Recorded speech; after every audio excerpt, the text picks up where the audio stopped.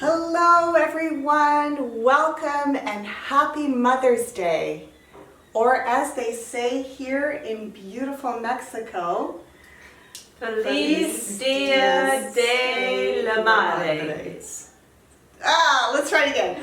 Feliz Dia de la Madres. We are learning Spanish slowly but surely. Welcome, and I'd love to introduce you to my two extraordinary children.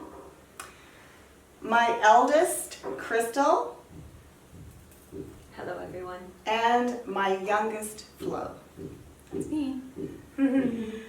So, for a lot of years, Kristal, Flo, and I have had extraordinary conversations, sitting around the dinner table, sitting out on the porch, sitting on the couch, our long couch talks, and we've covered so Couch many. talks extended, especially. Yeah. Car talks, too. Car talks. Yeah. And we've covered so many extraordinary topics, and often I've wished that we recorded some of these conversations, because where we get to as a collective is so profound, because we're each bringing our own perspectives from our different life experiences, from the different generations that we come from. Yeah.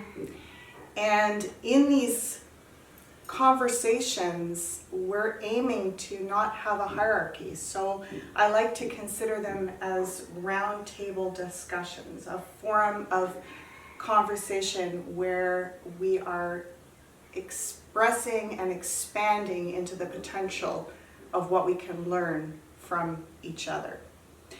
So today, because it's Mother's Day, I've chosen the topic of exploring the archetype of the Divine Mother. And it's kind of a big topic, so I've written a few... Yeah, no small topics with us sometimes. Yeah. I've written a few questions, and either one of you are invited to respond when you feel ready. But the first question is, how would you define the Great Mother archetype? Any Good way to ideas? start us off. Is that a question you're going to answer too? Sure. Okay. Do you want me to start?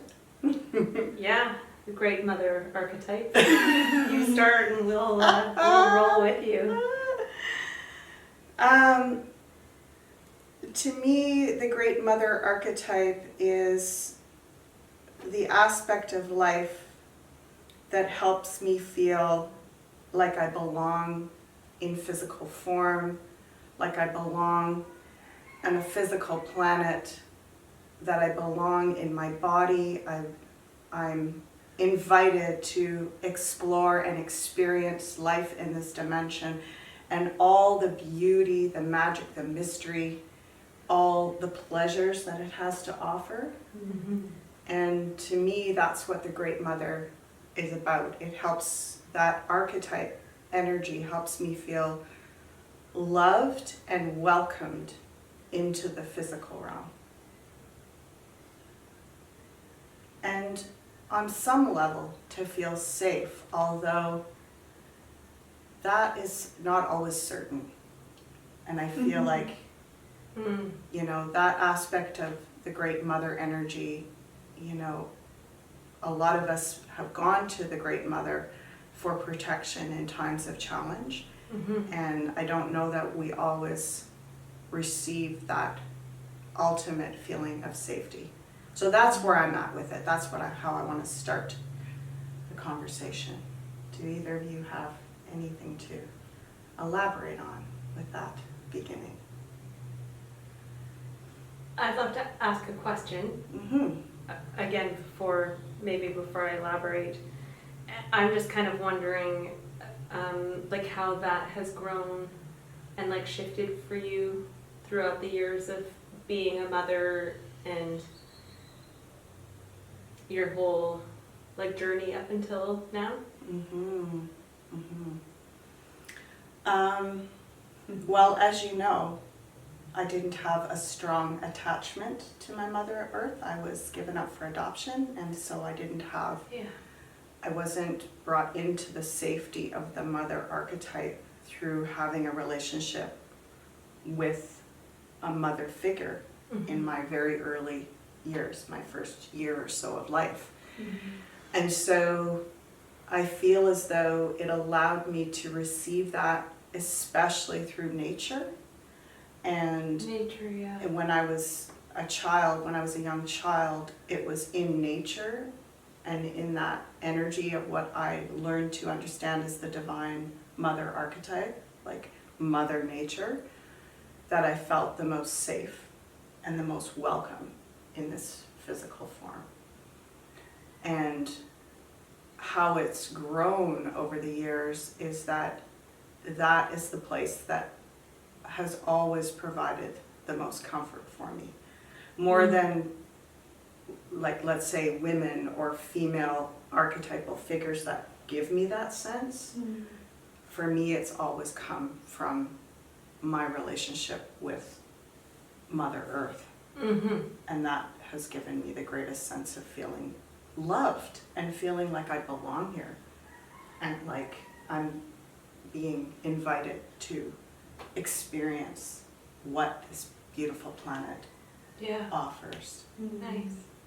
So held by the Great Mother archetype, and then when you came into being a mother, did that also like shift for you again? Was there a new level of like love and safety that came in through being then held as a mother? Well, certainly the first thing that I became aware of as a mother was the fierce desire to protect.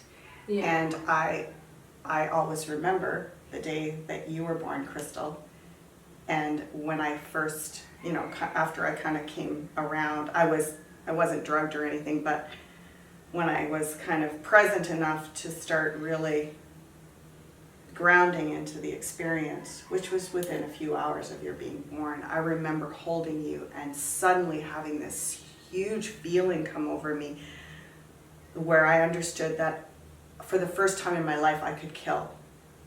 I could kill if I had to. If someone tried, like before that I had never even had an understanding of what that kill instinct could even feel like, but I suddenly had this fierce sense if anyone was to try to harm, anything or being was to try to harm you, I could kill. I could fight to the death for that. And it was such a profound moment where it was my first real interaction with that. The fierceness of the protectiveness of that energy. And that was a great gift, and I feel like it's a tremendous honor to hold that kind of sacred reverence for life, which is drawn out of you at that moment. Like it's it's not something I did in my mind, it's just something that happened. I think that kind of almost is why I asked it, because I was thinking today about the Great Mother archetype, and of course, is it okay, Flo, if I go into answering my part of it? Oh, of do you have course. anything? Okay. I do have, some things to say about it. Okay. Thank you. I was thinking about it and feeling like, there's the power, the beautiful like softness and flow of the feminine, and that all of that nurturing, the deep nurturing that comes from the Great Mother, from Earth and nature, and then I kind of was hearing like Mama Bear, that was coming in, and it was like a lot about like actually how fierce and protective and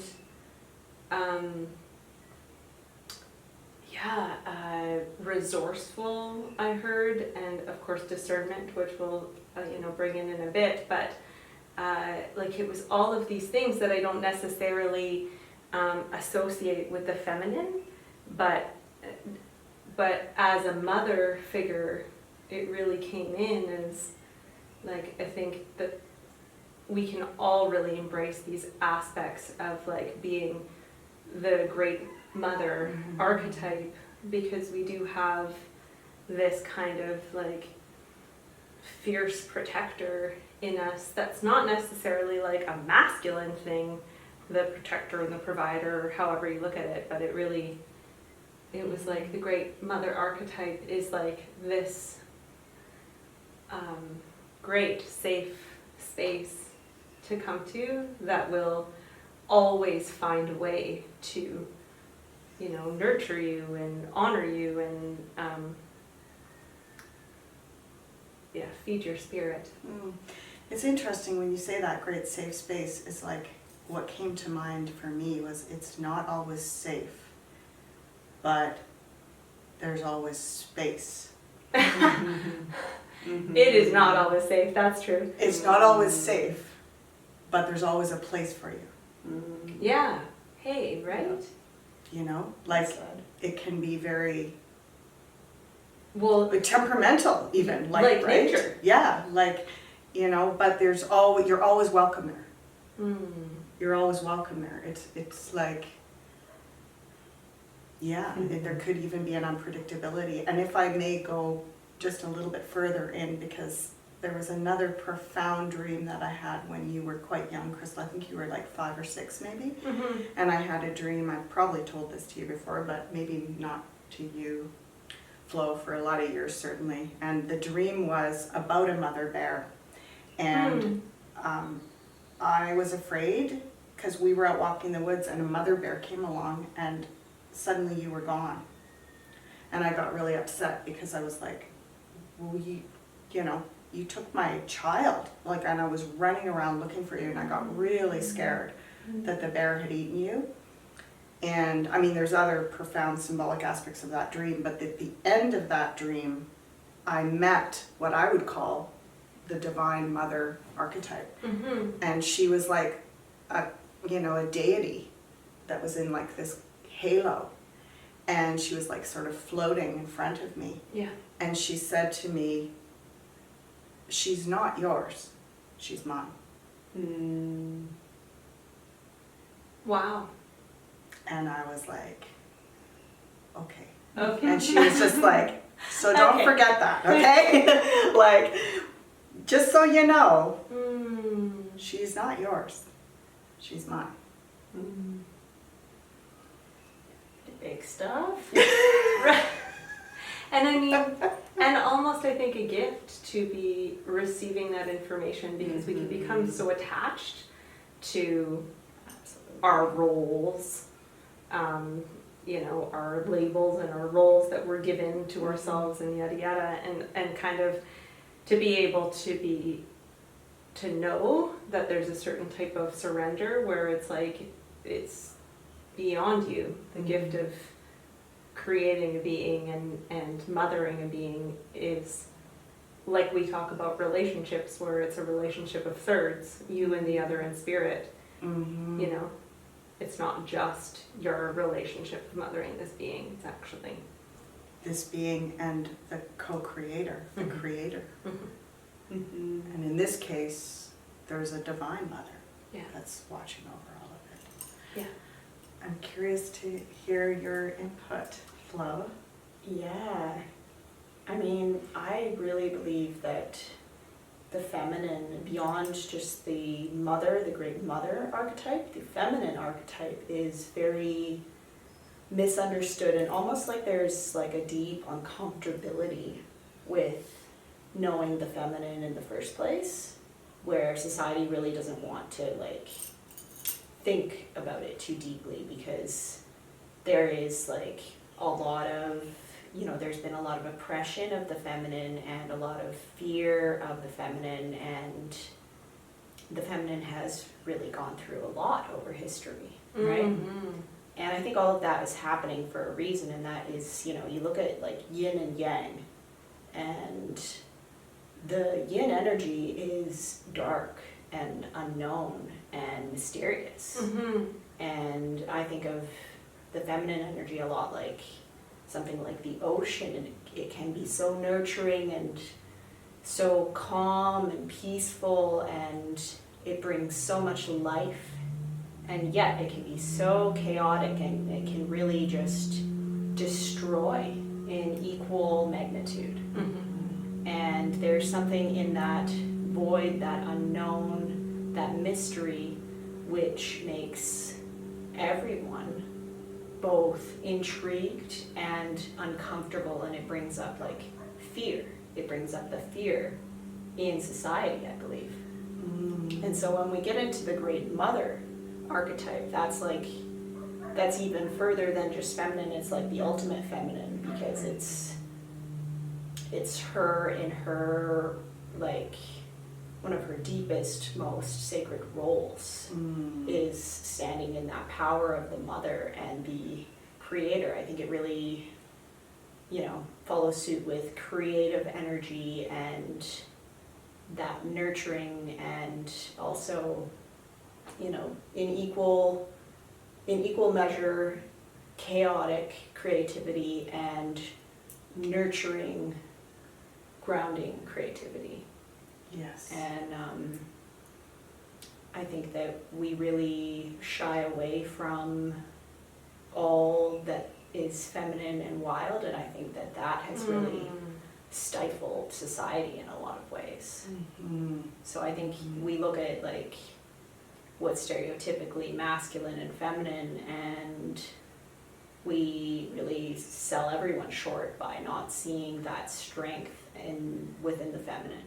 And so I really believe that having a lot more respect for just the feminine way of operating and navigating through life will really be the first step to making more progress. We need that internal respect before we can really create that in the outer world, because then we're embracing our own feminine creativity and actually knowing how to solve these problems. I think we need that energy to address so many of the issues in the world. I was just going to say, how do you feel it addresses like what is challenging us specifically at this time? I think I can only guess to so many aspects of that. I think it's one of those things you can't really think it through in the same way. It must be embodied and actually like lived and experienced. And I believe that that's a difference in the approach and the energy too. Well, I mean, if we think about, you know, where we stand on this precipice of, you know, technological advancement just going off over the edge into, you know, complete like AI and high-tech stuff and really more and more abstraction, it does seem that that's following this masculine sort of linear, like, this is the progress we're making, whereas the feminine approach of, well, yeah, technology is one thing, but there's a lot of other aspects of us evolving as people.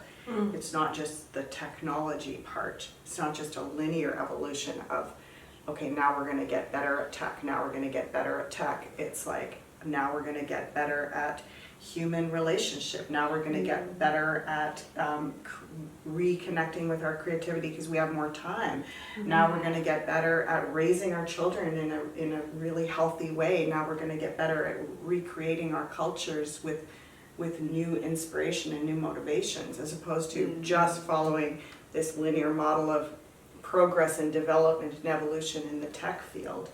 It's like the feminine says, like you say, get it off the leash, and it says, no, like that doesn't satisfy for very long. You just need more and more and more, and it becomes more and more abstract and less meaningful. The feminine says, like you say, the wildness, like I I want life, I want passion, I want relationships, I want messiness, I want, Yeah. freedom Mm-hmm. to explore.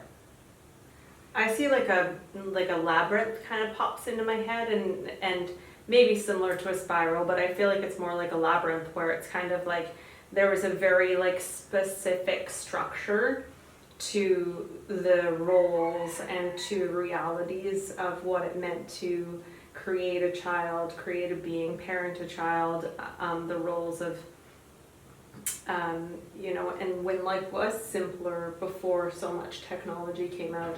And now we've kind of gone in this direction where we've all kind of gone from this central existence and way out into the labyrinth, but it doesn't necessarily mean that we don't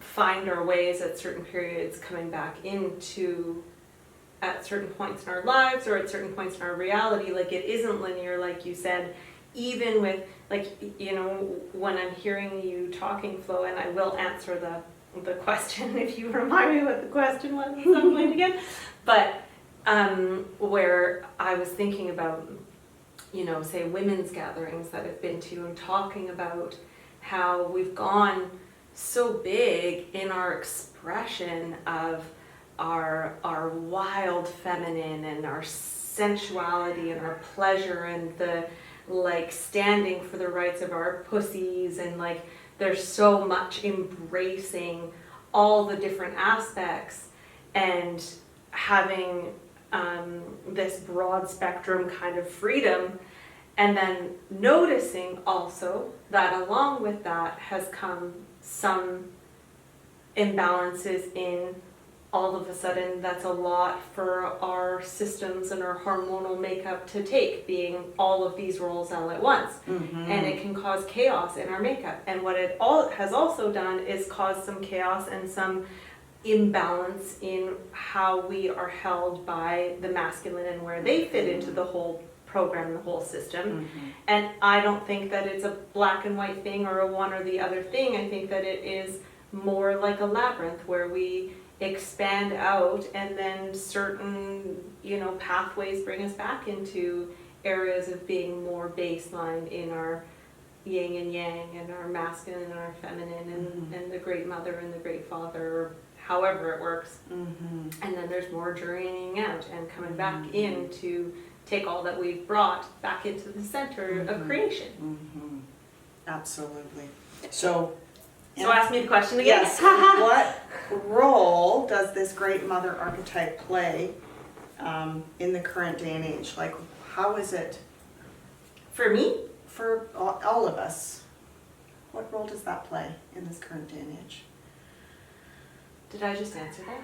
You might have. Let's Okay, go on let's to the move on next to the one. next one. Okay. I think you'll both love this. Okay. What are the shadow aspects of this feminine nurturing energy? We touched on it a little bit, but let's go a little deeper into that. You both can look at me and go, oh yeah, the shadow aspects of our mom. Well,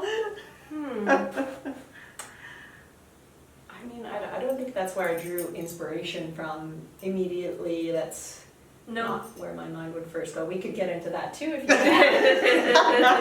want. I mean, the first thing, it was just like, boom, passive aggressiveness. oh well, Yeah. I might have done a little of that. And manipulation. It's like, Mm-hmm. the feminine doesn't like attack, but there's like equal to maybe more brutality in certain ways in like this like a spider web of like, I've got you now. There's nowhere to run. The long, slow kill. But Oh. within saying that, I don't know, I think that all these shadow elements also have their place. It's just like they can be very uncomfortable and they can come at times that are more or less uncalled for, and that's the lesson. Mm-hmm. Cool. What do you feel, Kristal? you feel about the shadow aspect of the Great Mother? Do you agree that there's the aspect of manipulation, of I think that, of aggressiveness? I mean, okay. If I do think actually about you as my great mother, you know, and it's interesting to think about shadow in general and the way that we look at shadow, Mm-hmm. because shadow is so healthy for us at the same time, and we need to be becoming so comfortable with shadow. Mm-hmm. I look at the shadow that you bring to my life, and it's almost like your shadow presents my shadow, and I think like it's that kind of like initiating force, like it's like this force that comes in and is like sees right into all of your Ooh. weak parts. Ooh, that's like what moms used to say, I've got eyes in the back of my head. Yeah, you know, and it's just like the things that it's like you're the one person that's not afraid to tell me like it is.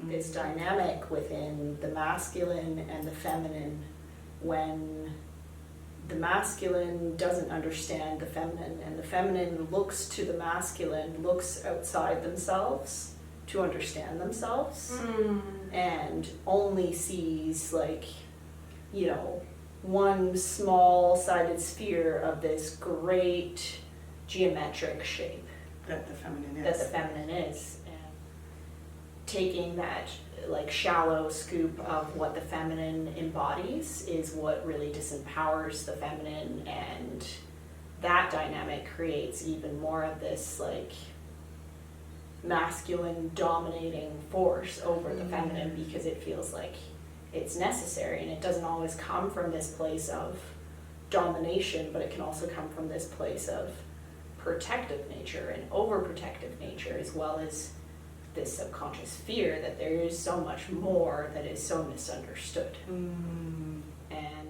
that fear of diving into the deep depths of the unknown, and that deep self-exploration and shadow work and understanding wildness and all of these somewhat scary things is what causes a lot of disjointedness and disempowerment, essentially. Yeah. Okay. Oh, can I Yes, say one go more for thing? it. Okay. Before I forget. A little bit of like what I was thinking about with the feminine, and not necessarily the shadow, but how it can be like some shadow aspects. Something that's come up for me is like in being a woman, I have gone through these periods in my life, particularly recently, where I feel like I've got all this anger inside of me, and you know, who's to say what the anger is really related to, whether it is repressed grief, unresolved trauma. I mean, you know, you could philosophize it or, you know, whatever all day, but I've really noticed in having it come up and looking around me for like true outlets of how to express my anger as a woman, I find it hard to find a place where like women are really held and supported and guided in like ways to really get angry. Like what if there's a warrior inside of us? You know, how is that feminine and how is that embraced? And Yeah, which actually brings us back in a way to the mother bear. yes, You know, there's that fierce wildness. yes. When you're saying this, Kristal, it reminds me of the archetype of Kali, Mm-hmm. who is the creator but also the destroyer. Mm-hmm. And, you know, she has that, you know, which, oh, now that takes us into the part 2 of what I wanted to focus on today, which was discernment. Because Kali is a lot about, like, knowing when to, okay, I'm going to stop for a second and say my next question was, how do may we heal these aspects right now? And I feel like what you just said about getting in touch with our anger is a key to how we heal these aspects, because that does connect us with discernment. And all of these, like the passive aggressiveness, the manipulation, the martyrdom, that is all like where we're out of alignment with our discernment as great mothers, as the divine feminine. Yeah. And because we're out of touch with our anger.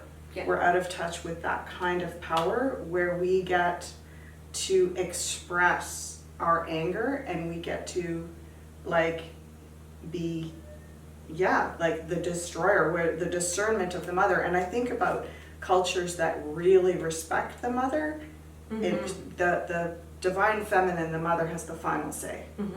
You know, it's sort of like she's going to be very, very generous, and she's going to be very nurturing, very protective.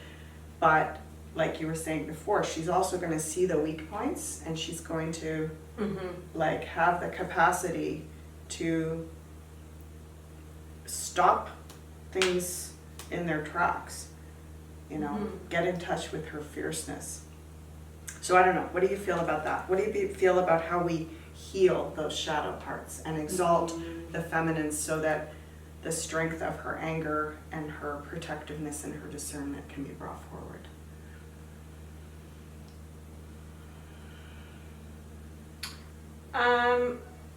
So, I mean, I would like to really acknowledge that, you know, everyone is so different. And I know that I have female friends that will really say, like, I don't really feel anger. Like, I don't have like an angry side to me. Like, I wish I could kind of get angry sometimes, but I don't really feel real rage or real anger. Like, I remember we did an exercise once where we were like wanting to do the like yelling, the 4-step exercise, and we, you know, and we were like, get angry at us, and you were like, I don't express that way. I don't want to yell, you know, when I was there trying to yell for you, and you were like, come on, and so I think it's hard to, you know, to bring that out in someone when that's not naturally their way. So it makes sense that there's not like a whole lot out there that guides us into, you know, what, like, as women in our culture, how do we bring in grief rituals, anger rituals, and like ways of expressing those more even chaotic and messy parts of ourselves. Like you said, like the ocean, like where do we get to be? And there's a lot of that's coming out nowadays that I see where there's a lot of, which I agree is a part of it, Kundalini, wild dancing, you know, ancestral movement. And to me, that all feels really great, but that kind of just skims the surface for me from what I've experienced. So I don't have the answer, but I have the curiosity. Awesome. Yeah. What do you feel about this, Flo? Yeah, I really think that to what you were first saying about how, you know, there's women that you know who don't, you know, authentically don't seem to really harbor a lot of anger. Yeah. I really think that that's kind of the way of people, you know. We have a lot of very chill women and very chill men as well who aren't very aggressive, right? Yes. And so that is like the nature of our uniqueness as well, and it goes on to all different sides of gender, right? But I do think that we are lacking both for feminine expression of anger and masculine expression of anger in society today. And you know, there's some older practices that are more like traditional and indigenous that are still alive to explore that, but it's still very like niche, and you don't hear about it much, and it's not even really known or not even really considered a lot of the time. I really feel that there's a few different types of anger. And there's anger which stores itself in the body and needs to be released in some sort of physical way, sometimes physical therapy or things like dance or fighting, or these different things can help release that. Yes. And then there's like anger that resides within like the emotional body and kind of festers there sometimes if it's not like, you know, empowered and expressed. And I think that that type of anger can be expressed through art and things like that sometimes. But, you know, it's also something to be spoken and expressed and yelled and this, that, and the other. So really I think it's that understanding that we all have our different ways that we need to release our anger and express our anger. And understanding which way really works the best for us. Yeah, like I look at cultures like, you know, the Maori culture, say, where they have like those wild dances that they do, and the men and the women both do it, and they both have this like fierce kind of channeling that they do, and I look at that and I go, where do we do that? Like, you know. Yeah. Well, what you're saying, Flo, reminds me, because I'm contemplating this whole concept of how discernment is a very potent aspect of the Great Mother energy, the divine feminine. And it's in these kinds of practices, if you've ever noticed, like if you're doing some kind of physical activity that requires skill, like a martial art, you have to practice discernment in the action, because there's literally, you might hurt yourself if you don't discern from one moment to the next. Should I release the arrow now? Should I, you know, lift my leg and move my arm this way? If you're out of line with discernment, you're going to hurt yourself. So I feel that there is something in art, dance, like physical activities that require a degree of mastery, where we practice releasing and moving energy and practicing discernment at the same time. Often mothers have that sense about people, right? Mothers often have that sense, this person will be good for you, or that person won't be good for you, or you know, and it's not just about mothers. I mean, you've both done that for me. You've been caring for me in those ways, right? Like it's where we mother someone, where we practice that care and the intuitive discernment, and like literally watching out for that person. And yes, it can go into the shadow of manipulation and passive aggressive and need to control. But I feel like there's something really beautiful about the care in the, like, you know, we can often see for others in a mothering sort of way what it's hard for them to see for themselves. And I think having enough patience to really take the time to practice discernment. Oh, patience is a huge part of the mother. The The healthy mother to me, the healthy mother archetype is patient. I feel like we could wrap up pretty soon, speaking of patience. Before we do, I would like us to each... This is like the tip of the iceberg of a conversation. Oh between yeah, us. we It's like can we're sit getting for going. hours and hours, and they're now not it gets good. They're often not as congenial as this. Sometimes it gets very spicy and debate-like. It does. And it does. we are looking forward to offering these roundtable discussion conversations on a fairly semi-regular basis. We will likely not all be in the same place very often. This is a real special rare treat for us to have this opportunity to be all together. In fact, we realized we hadn't had a family vacation for, what was it, like 16 years or something? Yeah. Where we'd all been together and spent this much time together, so it's been really precious.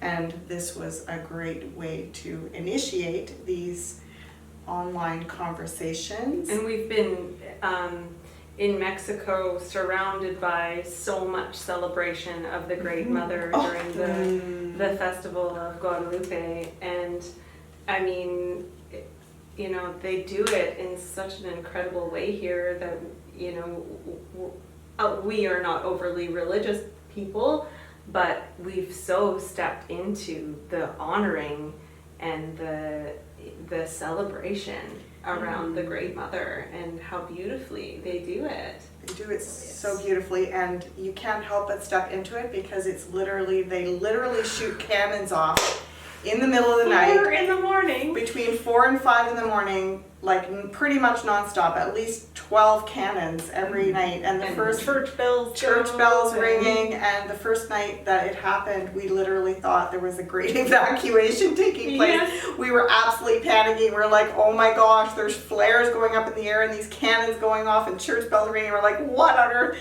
It's honoring the Divine Mother. And what was really extraordinary was the night before that, just on a whim, I had actually invited my children to sit down and watch this story about the documentary on the, you know, the Virgin of Guadalupe and the story that goes along with that. And we had just taken that in, gone to bed, and then at 4 a.m. we're awoken by the great noise and the great celebration that goes on for 12 days straight here. The whole time we're here. So a lot of pretty focus beautiful. on the Divine Mother energy, which is all in beautiful alignment. And I'd like us each to pull a card to suggest what our role in holding space, he moved further. what our role in holding space for this Divine Mother energy is at this time. So I'm just going to take my card out and place it here. I'll give it to you, Flo, next, and you can shuffle and pull a card, and we can all turn our cards over at the same time and have a look. My children both read cards and have been practicing working with their intuition for many years. Obviously, having a mom like me, it's kind of unavoidable. So it's really a delight to share this kind of divination practice with them. All right, Okay, your turn. interesting. I snuck a peek at yours.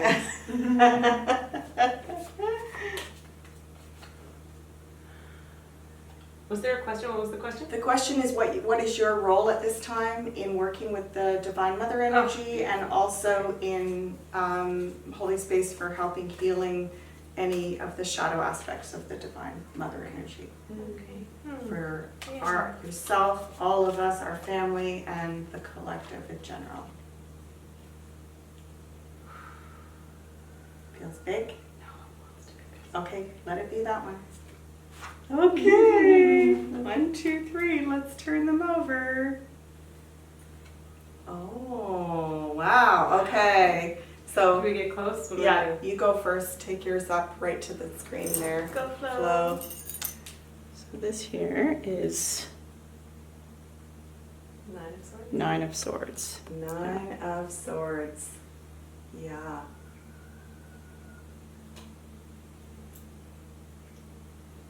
Got it? Let's talk about that for a minute. How do you feel about that? It feels a bit on point.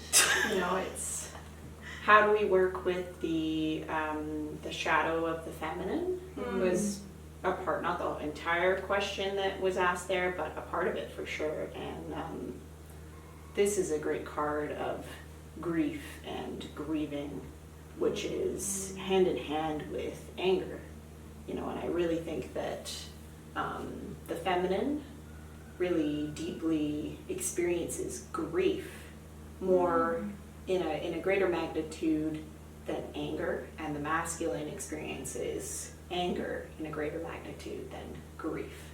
They both experience both, but the feminine really holds. It's that watery grieving, and the anger becomes like wrathful, like spiteful anger when like the grief has like risen and rumbled, you know. Whereas the masculine, it's a bit more like right off the hop. It's like anger, and then when you dive further into it, then you get to the grief. I could see that if you were talking about how you would like kill for your child then, but like the difference between the mother and the father when they lose a child, I mean there's grief and anger both of it, but I think the natural response for the mother at first is such deep grief, and the father is just anger, like you know, and they're both intertwined, but that natural immediate instinct is like, yeah, I think you're right, Flo is just really holding that. Yeah.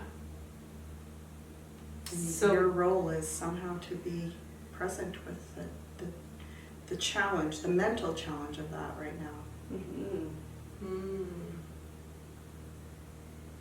Are you noticing anything in that? I'm noticing actually there's in the bed, there's like a design happening, and there's someone who's sitting down. It almost looks like they're in battle and they've like fallen over, or they were just minding their own business, and someone else is charging at them with a big sword, and they're like about to bring it down.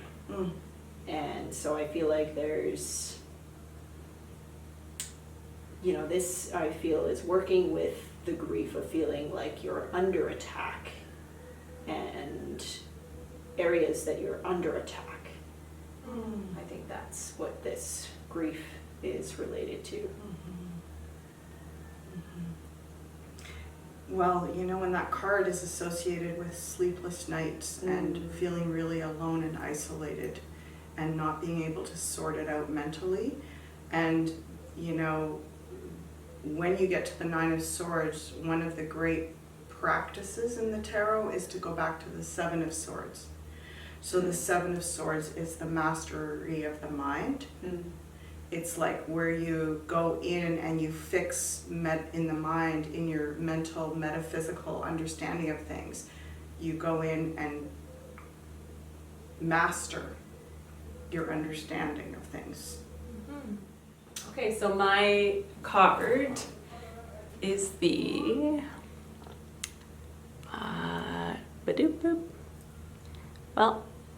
Ten of Cups. It's not really focusing very well, but here it is nonetheless.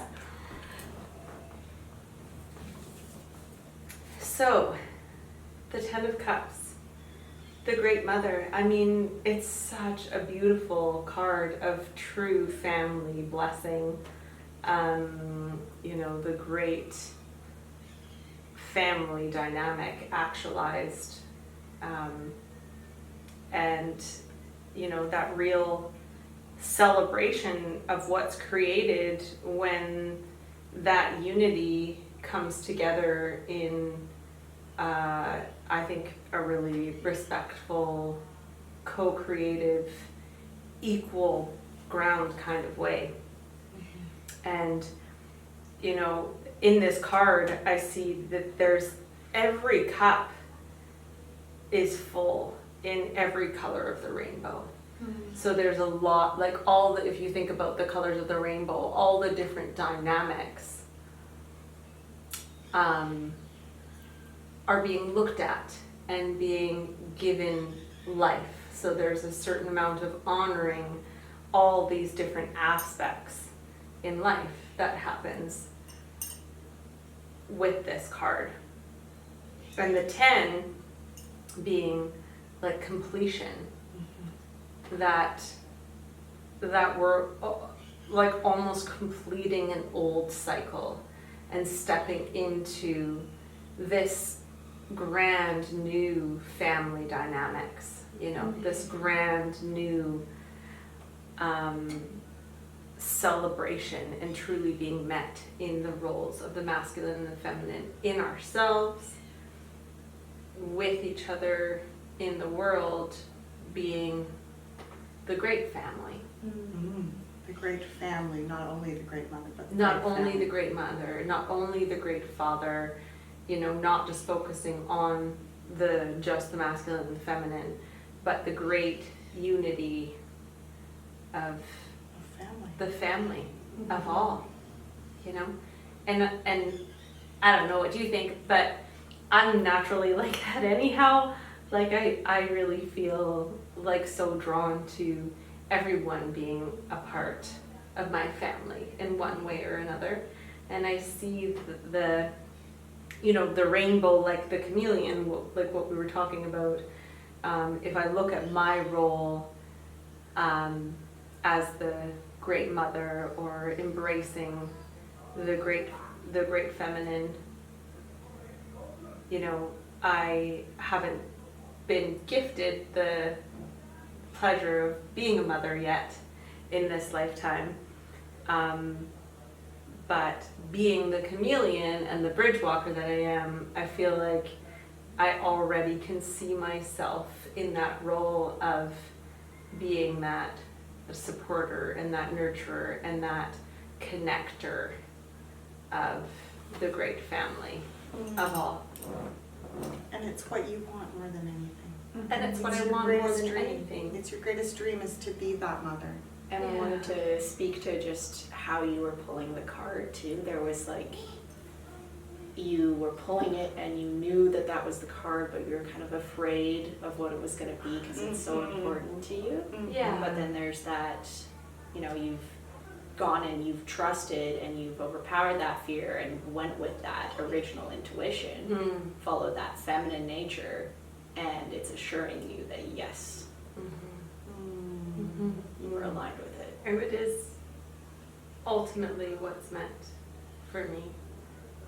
What is my purpose is to come here and become a mother and have this ultimate celebration of family, whatever that looks like. I mean, this has a real community feel to it to me too, because it's so all encompassing, Definitely. yeah, and interwoven.